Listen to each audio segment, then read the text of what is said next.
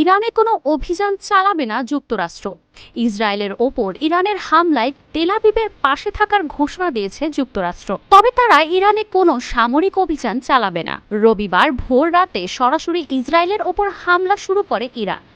নজিরবিহীন এ হামলায় ইসরায়েল জুড়ে ব্যাপক বিস্ফোরণের ঘটনা ঘটেছে। ৩ শতাধিক ড্রোন ও রকেট নিক্ষেপ করেছে ইরান। হামলা হয়েছে ইরাক ও ইয়েমেন থেকেও। জেরুজালেম ও তেল আবিব সহ পুরো ইসরায়েল জুড়ে বেজেছে বিমান হামলার সাইরেন। হামলার পর থেকে ইসরায়েলের ওপর পূর্ণ সমর্থন প্রকাশ করেছে যুক্তরাষ্ট্র। জো বাইডেন আশ্বাস দিয়ে বলেছেন তারা ইসরায়েলের পাশে আছেন। ইরানের সমালোচনাও করেছেন তিনি। এমন অবস্থায় ইরান যুক্তরাষ্ট্রকে সতর্ক করে দিয়ে বলেছে তারা যেন এই সংঘাত থেকে দূরে থাকে। তবে জো বাইডেন জানিয়েছেন ইরানের বিরুদ্ধে কোনো সামরিক অভিযানে যাবে না যুক্তরাষ্ট্র। ইসরায়েলি কর্মকর্তার পক্ষ থেকে জানানো হয় যে কোনো পদক্ষেপ মিত্রদের সঙ্গে আলাপ করেই নেওয়া হবে।